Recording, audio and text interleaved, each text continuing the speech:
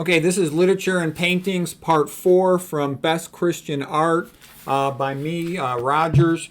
Okay, we're starting on page 501 if anybody's following along. And so the first book we have a picture here of this is the book called Brothers Karamazov by Fyodor Dostoevsky. This is probably his best book. A lot of people like The Idiot, a lot of people like The Underground Man, but I think this is his best book. Okay, this is Grushenka, kind of the wild and crazy girl, who was then the girlfriend of Dmitri, the wild and crazy brother of the brothers Karamazov. Ivan was the smart intellectual one, but a little bit trending towards atheist, which kind of drove him crazy. The best guy was Alyosha. Alyosha is the example of how you want to live. You know, he was nice, he was kind, he was thoughtful, he wasn't so self-centered and selfish. I would say it's probably the third best book of all time. I think the greatest novel of all time is Christmas Carol by Charles Dickens. Then I would say Les Miserables by Victor Hugo. Then Brothers Karamazov by Fyodor Dostoevsky. Then Quo Vadis by Henry Sienkiewicz.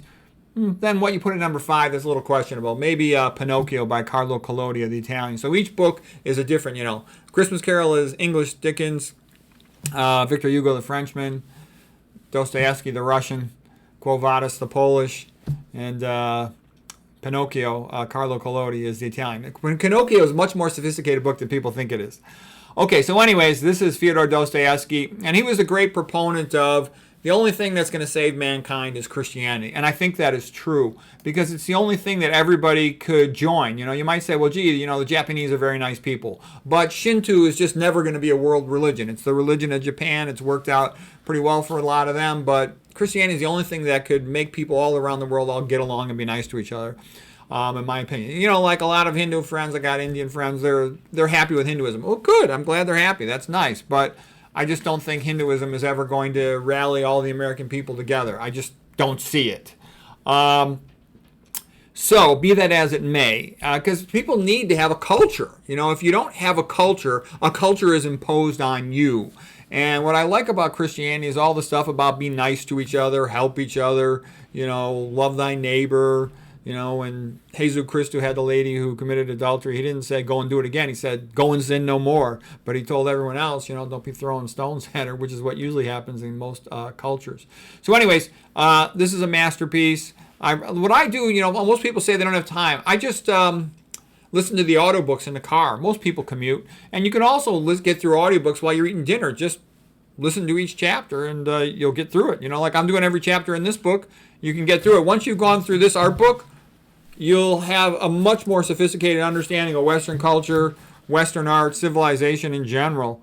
And you'll understand it's worth protecting. It's the greatest cultural tradition of any culture in the world by far. There's nothing even close.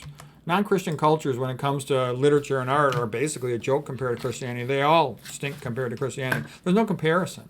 Okay? And if anybody wants to contest that statement, just put the name down in the comments, and I'll be happy to look up the authors. I've been saying that for years. Nobody's ever been able to challenge it in a significant way. Okay, now here's a magnificent book. This is Ayn Rand. Ayn Rand is the smartest woman who ever lived. This is her best book. It's called The Romantic Manifesto. It's just completely brilliant. Okay, she really paid her dues. She was a poor girl from Russia who then, her family was pushed out of Russia when it was transforming into becoming a, cow, and then a moon, and then east. And, she came to America and she's like, oh my God, here in Russia, everybody's starving and dying. Comes to America and you got these skyscraper buildings in New York. It was just magnificent. And she wanted to be a writer, so she paid her dues and read all the writers from the 1800s. And she said that aesthetically, the 1800s were light years ahead of the 1900s. And she's correct again. All those books I just mentioned, Christmas Carol, Brothers Karamazov, Les Miserables, Quo Vadis, they're all from the 1900s. Okay? And one of the most popular books of the 1900s too was Ben-Hur. Okay, one after another masterpiece books. Okay, her favorite novelist is Victor Hugo. She said, upon reading Victor Hugo, one feels as if they are walking into a cathedral. And that's why I joke about Ayn Rand being a closet Christian, because even though she says she wasn't Christian, all she'd ever do is talk about how magnificent all the Christian writers are. Then she said, the second best novelist is Fyodor Dostoevsky. Okay. My favorite quote from Ayn Rand with regard to art is where she said that Art is the concretization of metaphysics, meaning that you take your personal value system and philosophy and you put it into a painting or into a book. The concretization of metaphysics. That's actually an incredibly brilliant statement. Okay, another quote by Ayn Rand. The three great ages of art and literature were the ancient Greeks, the Renaissance, and the 1800s. The literature of the 1800s was quite superior to that 1900s. So I think people should know this. The three great ages of art and literature were the ancient Greeks, the Renaissance, and the 1800s. That's why if you want to be educated, moderately sophisticated in terms of your understanding of literature, philosophy, and culture, you have to study the ancient Greeks, the Italian Renaissance, and then what happened in the 1800s in Europe. That's where it's at. Okay, there's really no disputing that. If you studied it, you'll come to that same conclusion. The ancient Greeks were incredible, like about the highest population density concentration of geniuses ever in the history of the world. And I think what happens is lots of places have high IQ people, but they never do anything because there's no incentive. They don't have the creative metaphysics. They don't have a society that values it. Because, I know tons of high IQ doctors. Most of them never, ever do anything, not one single thing creative their whole lives, from what I've seen. And I think it's because it depends on their value system, on their goals in life. If your goals are just get your work done for the day, make your money, go home and enjoy yourself, spend some time with your family, that's a perfectly reasonable, good life. But it's not a creative life. If you're going to be creative, you need something that pulls you to creative achievement, something like a belief in God and the Christian story. Okay, so here is Arthur Schopenhauer. I show you this because his book and that of Ayn Rand, they're the two best books ever written. By the way, I've read over 200 books about literature, about just literary theory and how to write and criticism, philosophy of literature. Also, I was very interested in it because I wanted to be a writer myself, and some of my lawyer friends were teasing me that my writing kind of sucked. So I decided to really study literature. And I just tell you this because these are the two best ones. And I just mentioned Ayn Rand, and now here is The Art of Literature by Arthur Schopenhauer. And it's magnificent. And it really tells you, if you really want to write something good, not just a piece of BS to try to sell and make money, but something of high quality, Arthur Schopenhauer is the guy to, Ayn Rand and Arthur Schopenhauer to inspire you. But Arthur Schopenhauer really digs into what it is that makes a book great. He could read in like 5 different languages. The guy was one of the biggest geniuses Germany ever produced. Yeah, he was a little crazy, but Ayn Rand's a little crazy. All geniuses are a little crazy, so don't even waste my time with that argument. The real key is, what did they produce and create that might be of use to us? Okay, so I'm going to read you a little bit of a quote by Arthur Schopenhauer. All truth passes through 3 phases. First, it is ridiculed. Second, it is vehemently opposed. Third, it is accepted as self-evident. He lived from 1788 to 1860. Okay, so he was inspired by Goethe, Johann von Wolfgang Goethe in Germany. Okay, Schopenhauer continues. The object of science is to recognize the many in the one, to perceive the rules in any given example, and not to go on counting up facts ad infinitum. Okay? All right, now more Schopenhauer stuff I love. He says, the best source of happiness comes from who the man is. A happy life is impossible. The highest a man can achieve is a heroic life. And I love that, and I think that totally fits me. Like I told you, my kid comes up to me, this is just a couple of years ago, about 2 years ago, and he goes, Dad, why are you so happy? He says, out of all the people in the whole family, he says, you have the worst life. He says, your life sucks. I would hate to live like you do. He says, but you're the happiest person in the family. Why is that? And I said, because I know who I am, and I live my life based on who I am. I don't try to not be who I am. And that makes me happy. He's like, well, why don't you go to the beach with Mom? And I'm like, well, you think I really want to stay outside in the sun all day and rub all that sunscreen crap on myself and waste the whole day? No, I'm not interested. I know who I am. I'm an academic. I'm a medical genius, and I'm going to write books and, do my YouTube channel and come what may. So anyways, I tell you that because Schopenhauer said the highest a man can achieve is a heroic life. So if you feel that something is what you should be spending your time doing, you'll be happy when you do that thing, like a horse is happy when it runs. Okay, and James Watson also said the same thing. An animal's happy when it does what it's meant to do. So a mother is happy when she's with her children. All right. If somebody wants to be a writer, they're happy when they're writing. It just is that way. And if you aspire to work and give it your best effort in pursuing your goals, then you respect yourself, you like yourself, so you're happy. that's how it works. But on the other hand, you don't get necessarily what you want. You might say, well, gee, I would love to be in love and live in a nice place and have all these possessions and stuff. You're not going to get that. I mean, very few people ever get that. And like in my life, it's almost like God, I had like the greatest life in the world in high school. It's almost like after that, God took me and said, from now on, I want you to be an academic workaholic, medical workaholic, and that's just the way it's going to be, and there's nothing you can do about it. And a lot of people say, well, you have a choice. You could do this or that. No, you can't, because there's major obstacles to changing your behavior, and there's always going to be some harm done, so you have to decide what matters to you, and you decide who's important to you in your life. Like, let's say for me, it's my kids. So I'm not going to stop working because I feel like I kind of owe it to them to help them out more while they're young.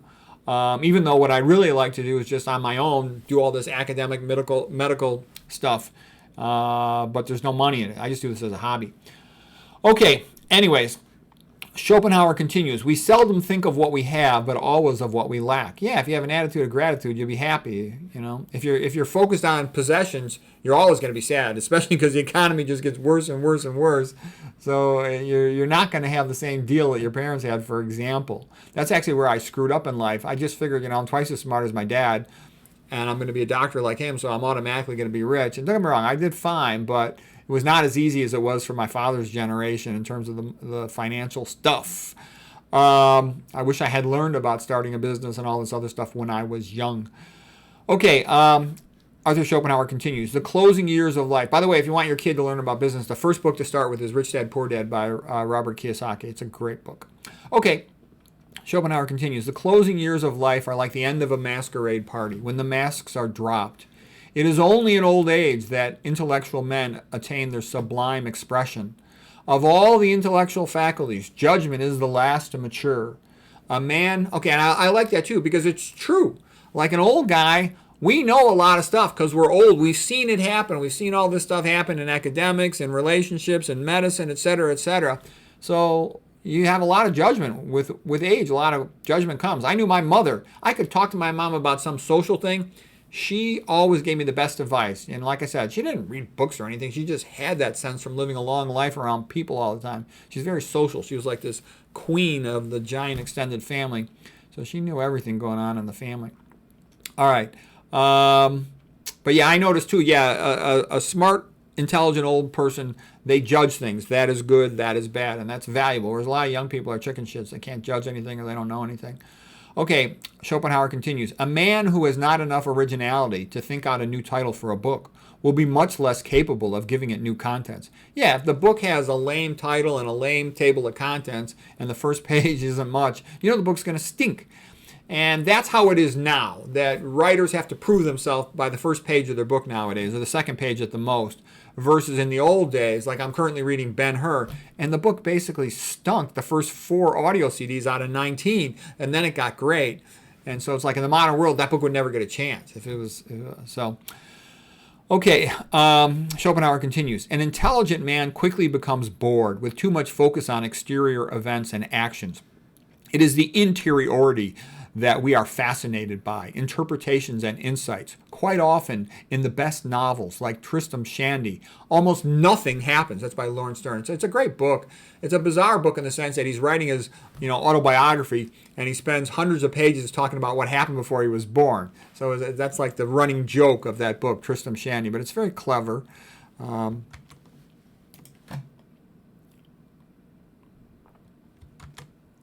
And what he's also saying too, that an intelligent man is bored by just exterior events and actions. He's talking about, look at Hollywood.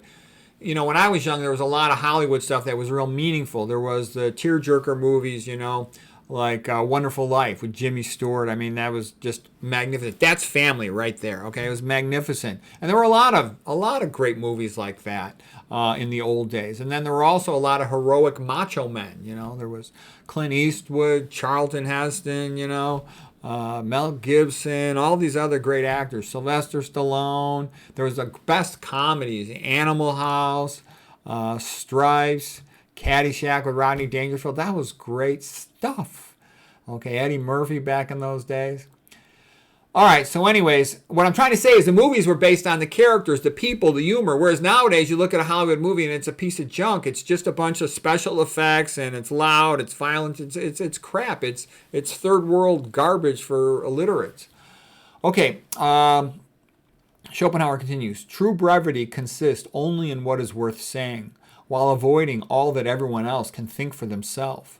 To use many words to communicate few thoughts is the unmistakable sign of mediocrity. To gather much thought into few words stamps the man of genius. So what I try to do too is anytime I write anything, if I write an email, when I make a medical report on something, I write a note in the chart, I dictate a case, I try to always use good writing. And the reason for that is if it's a habit, it becomes automatic. If every time you write an email you think, am I communicating effectively and concisely, you'll always write effectively and concisely. You just become that way. So that's what you want to do. And I got lots of little things that I take from my literary training and knowledge and I put it into my medical writing. I get lots of compliments on my neuroradiology reports being fantastically clear. So anyways, let's see what else he said. And yeah, that's true. A great writer, it just sort of flows and you know exactly what they're saying. Versus when you read a letter written by somebody or an email written by somebody who sort of, can't really think too well, it's all convoluted and awkward and stuff.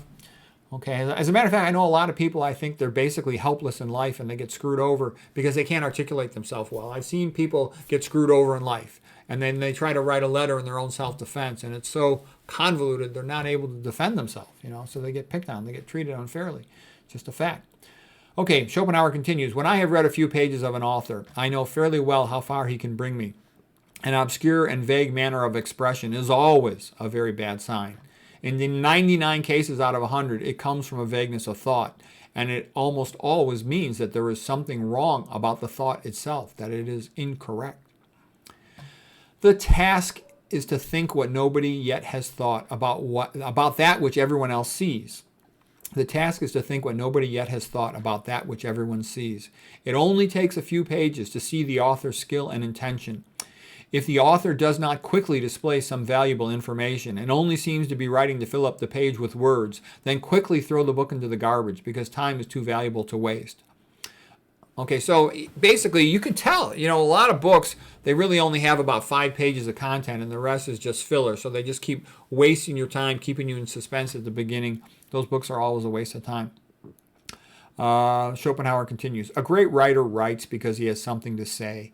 He does not write for fame or for money because he knows he will not get any. He writes for great men and for posterity because too few of his contemporaries will be able to follow his thoughts.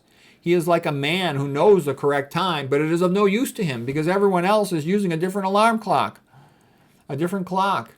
He plans his book like an architect plans a building. He has really thought about the topic. He has conversed about the topic. He writes about his own experience and his own thoughts and his own experience. He expresses in a fresh and forcible way. Simplicity has always been held to be a mark of truth. It is also a mark of genius.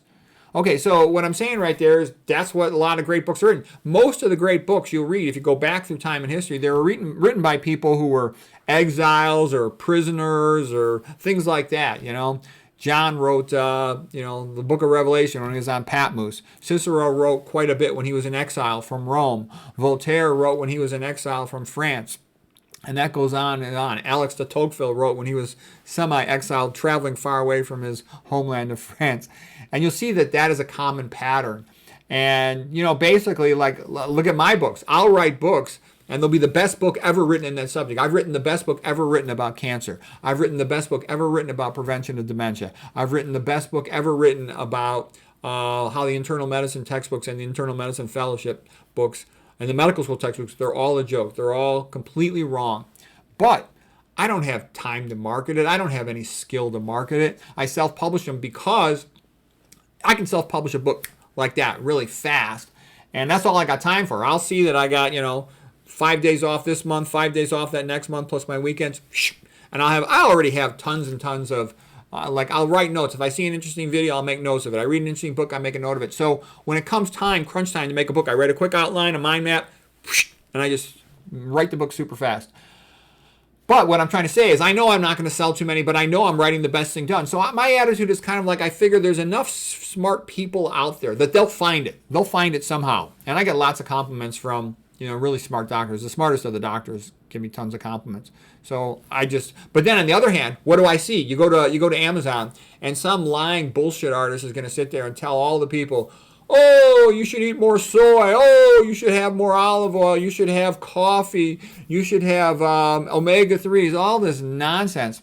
Their book will have 1,000 reviews. It'll be everywhere, posted around. Everybody on the internet wants to interview them, I tell them eat low-fat, low-sodium, vegan, no oil, all this stuff, and nobody wants to speak to me. That's how it goes. But, you have to kind of make a choice on a lot of things in life. You either want to get promoted by being a kiss-ass conformist, or you want to try to do something really good. So I'll try to do something really good. I'll answer to Christ. I care what the smart people and what he has to think of me more than what the conformity rewards you for. But on the other hand, yeah, I do get jealous. I mean, look at this. What's his name? Andrew Huberman, I think he's kind of a nice guy. I don't know if he's one of those fake Christians trying to trick people into buying the Halo app or some other nonsense like that. But, he's got 5 girlfriends and he's making millions of dollars with his YouTube channel, and he's like a mental retard compared to me. He sells a lot of BS. Okay, I tell the truth, and I don't even have a monetized channel. I make nothing from this. So what I'm trying to say is there are rewards for being a kiss-ass conformist BSer, okay, and liar. And sadly, that's true. That's the way it is in academics, unfortunately. Okay, let's continue with Schopenhauer. He says, all right, let me go to the next page on Schopenhauer here. That's about it for Schopenhauer. Okay, I got a little more here. Since similes and metaphors are such a powerful engine of knowledge, it is a sign of great intelligence in a writer if his similes are unusual and at the same time to the point. The characteristic sign of a mind of the highest order is that he always judges at first hand. And you'll see that if you're around some really smart people. I've been around some genius people in my life. They're like, this is good, this is bad. They don't care about any other system of judgment. They know how to make a judgment for themselves, and they trust themselves more than anything else. But at the same time, if they're ignorant on something, they'll read about it. Okay, Schopenhauer continues. Exaggeration of every kind is essential to dramatic art. Good writing should be guided by, and I like what Voltaire had another quote. He said, any style of writing is good except for the boring kind, okay? And he said a writer should strive to be interesting more than to be precise. Okay, now you're kind of getting into a little bit of a tangent, but what you're basically saying is, you should write in a sense to have, like, I would call it infotainment. It should be interesting. It should be pleasing and enjoyable for the reader. Because if it's too dry, then it's usually written very awkwardly in passive voice and whatnot, and it stinks. Okay, Schopenhauer continues. Good writing should be guided by the rule that a man can only think one thing clearly at a time, and therefore that he should not be expected to think 2 or even more at the same moment. But this is what is done when a writer breaks up his principal sentence into little pieces for the purpose of pushing into the gaps thus made 2 or 3 other thoughts by way of parentheses, thereby unnecessarily and wantonly confusing the reader. Yeah, so that's a good point by Schopenhauer. Basically, one major idea per sentence. Faulkner was a crappy writer, okay? I don't care what anybody tells you. Long, convoluted sentences, they just confuse a person. Make the sentence, if you want to link 2 sentences, put a semicolon in there, okay? And it's okay to throw a parenthesis in there once in a while. I mean, the big thing that's good is there's some nuance here. It's good to use a positive. So, like, when you describe a person, you can say, like, oh, the redhead that works in human resources, the one with the big plastic glasses framed, okay? That little extra one, say, the one with the glass like this, it clarifies who the person is pretty effectively. Those are called the positives. They speak back about the original subject. Those can be quite valuable. You have to know how to use them. And I would say the greatest rule of all writing, and the one I try to go by, is I come to this conclusion after reading over 200 books on writing, is that you just write the way you would write if you're talking to an intelligent friend. And I would say it should be an intelligent friend, not a stupid friend, because it's somebody intelligent enough to read a book. Not many people read a book. Not many people have the intellectual wherewithal to watch these internet videos. So assume it's a smart person, and then just get right to the point and say it in a nice, fun way like you would to an intelligent friend. If you just do that, your writing will be correct, and talk like you would talk. And it's good to use your hand gestures or whatever, and your body language. Smile if you find the subject pleasant or whatever. You're in a good mood. You're happy to talk about it because it sort of comes through in the voice and the whole presentation. Okay, so Schopenhauer, he was a wealthy guy, and he just sat around thinking and reading all day, and he came up with a lot of great insights. I learned a ton of stuff from Schopenhauer. And again, I totally disagree with a lot of his philosophical attitudes. He was kind of pessimistic, kind of dark, kind of sad. He never had any kids. But be that as it all may, look at Ayn Rand. She didn't either, okay? A lot of these geniuses don't ever have any kids, I had 3 and I want more. That's another story. All right, well, anyways, Schopenhauer continues. Students and learned persons of all sorts and every age aim as a rule at acquiring information rather than insight. But information is only a means of insight and of little value in itself. A good work is doubly good if it is short. Okay, so anyways, that's some great advice for Arthur Schopenhauer, and he's got a whole book full of great advice like that. It's really a magnificent book, The Art of Literature. Like I said, it's one of my all-time favorite literary books. Oh, I just had a couple quotes here, and then I'll end this for today. This is the last page here. The thief, like you-know-who, comes only to steal and kill and destroy. I come that the people may have life and have it more abundantly. Okay? And I like the Catholic version of Christianity. I don't want to get into the Bible. The Bible's a whole other topic. And just to give you a little perspective, people sometimes ask, why don't I get into debates with people about religious dogma? And I'll tell you why, because I know a lot about religion. I just finished reading this book, Who Rewrote the Bible, 700 and maybe close to 800 pages. It's more. It's 870 pages of Bible commentary. I've read a bunch of books on Bible commentary. So what I'm getting at is, a lot of people say, oh, well, you should only listen to John MacArthur amongst, religious theologians, or you should only listen to this, or you should only go by King James Bible. What I'm trying to say is, when you've read a whole bunch of Bible commentary and you've seen the different perspectives from a whole bunch of different religions, you realize that you could just drive yourself crazy and you're never going to agree on all the little subtle dogma stuff. Who cares? The message of Christ never changed. Be nice, love thy neighbor, give each other the benefit of the doubt, forgive, help each other, okay? Put God above other things. That's good advice. That makes a society have a ripple effect. You're nice to the people around you. They're nice to the people around them. They're nice to the people around them. All of a sudden, you have a good society, okay? And if you don't have that, then there's going to be some default trend for a given country, which in the USA is atheistic Darwinism, which is just brutal. It says survival of the fittest. And the fittest in our culture means the most money. Money is a form of power, the ability to get work done. So basically, the people with the most money just say, okay, well, the rest of you guys are slaves, and we're just going to force you to do whatever we say. All right, so anyways, next quote from Ecclesiastes. The poor man's wisdom is despised, and his words are not heard.